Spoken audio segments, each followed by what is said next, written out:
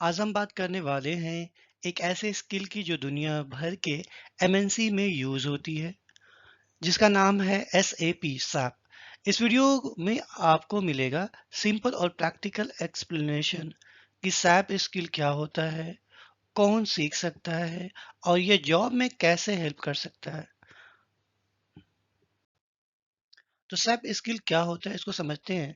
SAP का पूरा नाम होता है system application and product in data processing.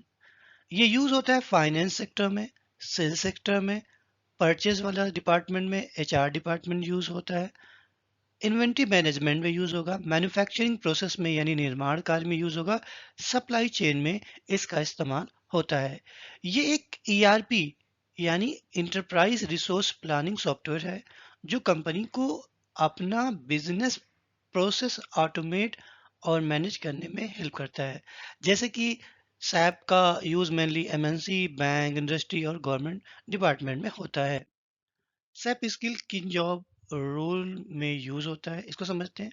Number first है सैप कंसल्टेंट्स, दूसरा है बिजनेस एनालिस्ट, तीसरा फाइनेंस कंट्रोलर, चौथा है एचआर मैनेजर के लिए यूज होता है, नेक्स्ट है इवेंट प्लानर और नेक्स्ट है सैप डेवलपर और एक है आईटी मैनेजर। यदि आप आईटी मैनेजर के लिए भी अप्लाई करते हैं तो आपको सैप यूज करना पड़ेगा। सैप सीखने के लिए क्या रिक्वायरमेंट है? तो बेसिकली ग्रेजुएट होना ज़रूरी है और ग्रेजुएट में बीकॉम, बीबीए, बीसीए, एमबीए या बैचलर ऑफ इंजीनियरिंग हो और इसके साथ साथ बेसिक कंप्यूटर और बिजनेस अंडरस्टैंडिंग होनी चाहिए। साथ ही साथ स्पेशलाइजेशन चूज करना होता है कि आपको एफआईसीओ करना है या एमएम करना है।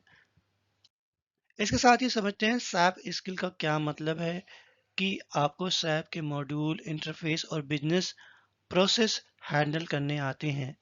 यानी यहाँ पे ये दिया हुआ है मॉड्यूल, यहाँ है क्या मैनेज करना है और रिक्वायर्ड स्किल क्या चाहिए। मॉड्यूल से डिसाइड होता है कि वो किस डिपार्टमेंट का है और इसके लिए या इसमें क्या-क्या स्किल सिखाई जाती हैं। सैप एफआईसीओ में सिखाया जाता है, ये फाइनेंस अकाउंटिंग टीम के लिए होता है।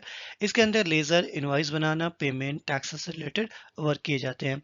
सैप एमएम में यूज़ होता है मटेरियल मैनेजमेंट, जिसमें इन्वेंट्री, प्रोक्योरमेंट और वेंडर संबंधित कार्य किए जाते हैं। सैप एसडी का यूज होता है सेल्स एंड डिस्ट्रीब्यूशन, इसमें ऑर्डर बिलिंग, डिलीवरी के लिए यूज किया जाता है। सैप एससीएम का यूज होगा ह्यूमन कैपिटल मैनेजमेंट के लिए, जिसके अंतर्गत एम्प्लॉय डेटा, पेरोल रिक्वायरमेंट का डेटा फीड होता है और इसमें स्किल सिखाई जाती है। सैप एबीएपी में प्रोग्रामिंग से रिलेटेड बात की जाती है, यानी कोडिंग इन एबीएपी। मान लो आपके पास एक टीम है कोडर की, तो आप ये सॉफ्टवेयर लेकर के अपने कोडर को डिस्ट्रीब्यूट कर सकते हैं जिसपे वो अपनी कोडिंग करेंगे। सब बेसिक यूज करने के लिए सिस्टम एडमिन यानी सर्वर, यूजर एक्सेस, इंस्टॉलेशन का काम आना चाहिए। सब पीपी का काम होता है प्रोडक्शन प्लानिंग, यानी इसके अंतर्गत मैन्युफैक्चरिंग प्रोसेस और शेड्यूलिंग का कार्य सिखाया जाता है। अब इसको एक शॉर्टकट तरीके से यूज कर समझ लेते हैं कि सैप स्किल इंक्लूड क्या क्या होता है इसके अंतर्गत। तो सैप सिस्टम का यूज करना होता है जिसमें के अंतर्गत सिस्टम को लॉगिन करना, नेविगेट करना और ट्रांजैक्शन करना। नंबर 2 पे डेटा एंट्री, रिपोर्टिंग बनाना, कॉन्फ़िगरेशन इन मॉड्यूल करना और नंबर 3 पे बिजनेस प्रोसेस अंडरस्टैंडिंग समझना और नंबर 4 पे टेक्निकल या functional configuration depending on your role पे। आपके पास अगर एचआरएम का रोल है तो अलग काम होगा, अगर आपके पास आईटी मैनेजर का है तो उसका अलग रोल होगा। नंबर 5 है ABAP coding, if you are a developer, अगर डेवलपर हैं तो इसका इस्तेमाल आप करेंगे। और नंबर 6 है user creation, authorisation, security basics. सीखने के लिए कौन कौन से प्लेटफॉर्म अवेलेबल हैं? तो नंबर फर्स्ट है यूट्यूब, जहाँ पे बेसिक ट्यूटोरियल में मिल जाता है। यू एडमी आप ज्वाइन कर सकते हैं, यहाँ पे पेड और फ्री सर्विस आपको मिलते हैं यहाँ पे। ओपन सैप यानी official SAP learning platform free and certified है, आप यहाँ से भी अपनी स्किल को बूस्ट कर सकते हैं। अब समझते हैं सैप सर्टिफाइड होने के क्या फ़ायदे हैं। तो नंबर फर्स्ट है एमएनसी में हाई सैलरी जॉब अच्छी मिल जाती है।